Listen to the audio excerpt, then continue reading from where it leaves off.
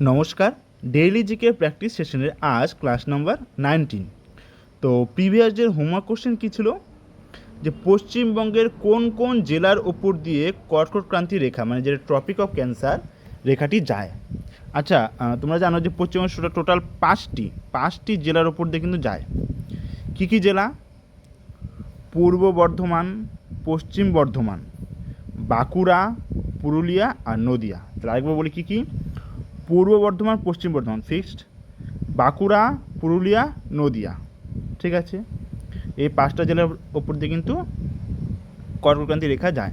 আর যদি total West Bengal total ভারতের কথা বলি, তো তোমরা জানো টোটাল ভারতের 8টা রাজ্যের উপর দিয়ে যায়। কী কী? একদম যদি আমি পশ্চিম দিক থেকে শুরু করি, তাহলে গুজরাট, রাজস্থান, এরপরে মধ্যপ্রদেশ, ছত্তিশগড়, এরপর ঝাড়খণ্ড, 5টা হলো, এরপরে West Bengal, Tripura, Mizoram.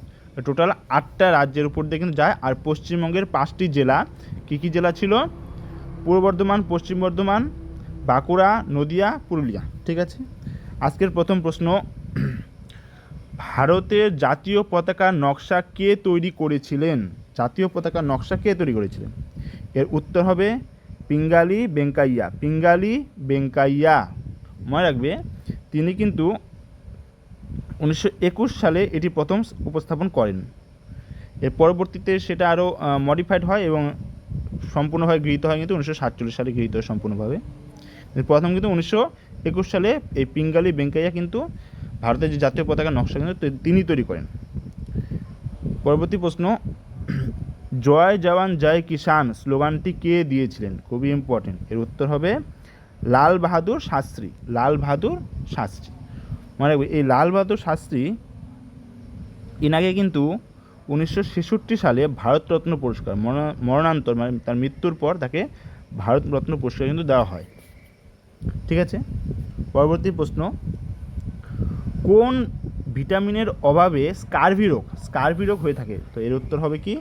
Vitamin C, যার রাসায়নিক নাম কি? Ascorbic acid. কি? Ascorbic acid. আচ্ছা, এখানে ভিটামিন এ আছে, ভিটামিন এ রাসায়নিক নাম হলো রেটিনল, যার অভাবে কী রোগ হয়ে থাকে? রাতকানা। ভিটামিন বি এর তো অনেক ভাগ আছে, এর থাইমিন এর অনেক ভাগ আছে। আর ভিটামিন এ ডি আছে, ডি এর হলো ক্যালসিফেরলের রাসায়নিক নাম। আর হলো এর অভাবে হলো তোমার রিকেট রোগ হয়। ঠিক আছে, তাহলে এর উত্তর হবে কি? Vitamin C. 4 নম্বর প্রশ্ন, রক্তের গ্রুপ, ঠিক আছে, এ বি ও, রক্তের গ্রুপ কে আবিষ্কার করেন? রক্তের গ্রুপ কে আবিষ্কার করেন? তাহলে এর উত্তর হবে কি? Karl Landsteiner. Karl Landsteiner. Karl Landsteiner. ঠিক আছে, কার্ল ল্যান্ডস্টেইনার কিন্তু সালটা মনে রাখবে, সালটা কিন্তু ইম্পর্টেন্ট। 1901 সালে তিনি কিন্তু এটা আবিষ্কার করেন এবং এর জন্য কিন্তু 1901 সালে তাকে কিন্তু নোবেল পুরস্কারও কিন্তু দেওয়া হয়। ঠিক আছে, আচ্ছা, এখানে আছে উইলিয়াম হার্ভে। উইলিয়াম হার্ভে ইনি কী আবিষ্কার করেছিল? মনে রাখবে, ইনি আবিষ্কার করেছেন কিন্তু রক্তের যে সার্কুলার সিস্টেম মানে রক্ত সঞ্চালন যে পদ্ধতি তিনি কিন্তু আবিষ্কার করেছিলেন উইলিয়াম হার্ভে। লুই পাস্তুর জলরত্ন রোগের টিকা। আর এডওয়ার্ড জেনার, তিনি কিন্তু প্রথম টিকা আবিষ্কার করেন, মেনলি তিনি স্মল পক্সের টিকা কিন্তু আবিষ্কার করেন এডওয়ার্ড জেনার। ঠিক আছে, তো এর উত্তর হবে কার্ল ল্যান্ডস্টাইনার। আচ্ছা, পরবর্তী প্রশ্ন,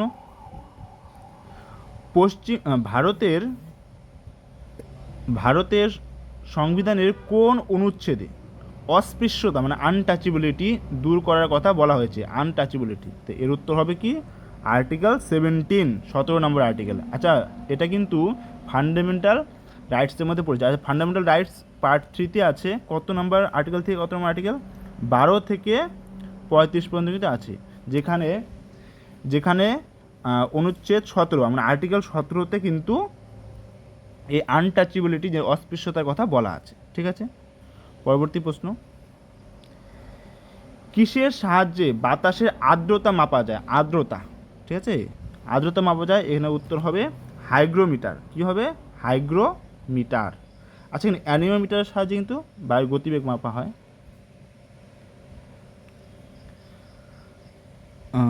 7 নম্বর প্রশ্নের যে কি বলছে, দিল্লির কোন সুলতান রাজধানী দিল্লি থেকে দৌলতাবাদ, যেটা দেবগিরি নাম ছিল, পুরনো নাম ছিল দেবগিরি, দৌলতাবাদে স্থানান্তরিত করে। তো এর উত্তর হবে কি মোহাম্মদ বিন তুগলক।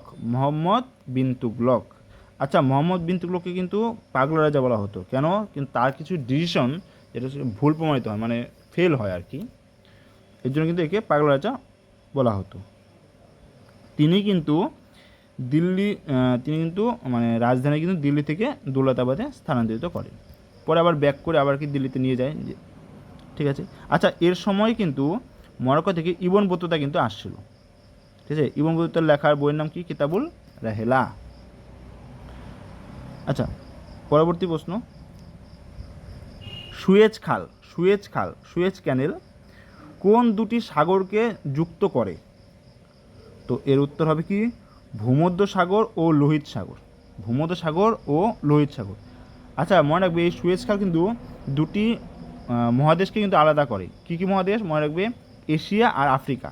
এশিয়া আর আফ্রিকা কিন্তু আলাদা করে কিন্তু সুয়েজ খাল, ঠিক আছে।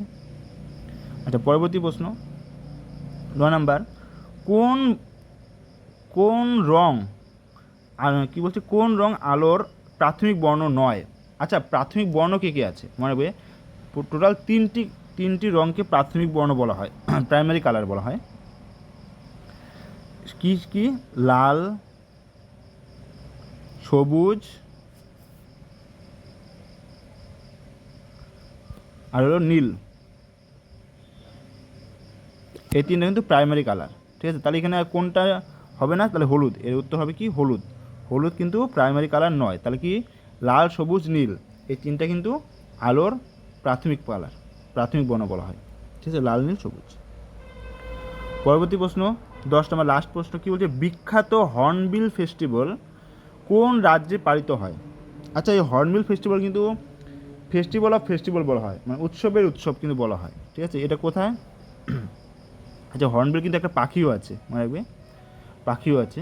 আচ্ছা, এটা নাগাল্যান্ডে কিন্তু উদযাপিত হয়, নাগাল্যান্ডে কিন্তু মনে রাখবে। আর এটা কিন্তু প্রত্যেক বছর ডিসেম্বর মাসের 1 তারিখ থেকে, মনে রাখবে ডিসেম্বর মাসের 1 তারিখ থেকে 10 তারিখ কিন্তু পালিত হয় উৎসব, এই হর্নবিল ফেস্টিভ্যালটা, ঠিক আছে। তো আজকে এই পর্যন্ত। আচ্ছা, এখানে হোমওয়ার্ক কোশ্চেন, আজকের হোমওয়ার্ক কোশ্চেন বলছে নিউক্লিয়াসের আকার পরিমাপের একক কী? নিউক্লিয়াসের আকার পরিমাপের একক কী? এটা তোমরা হোমওয়ার্কে জানাবে। তো আজকের ক্লাস এই পর্যন্ত রইল।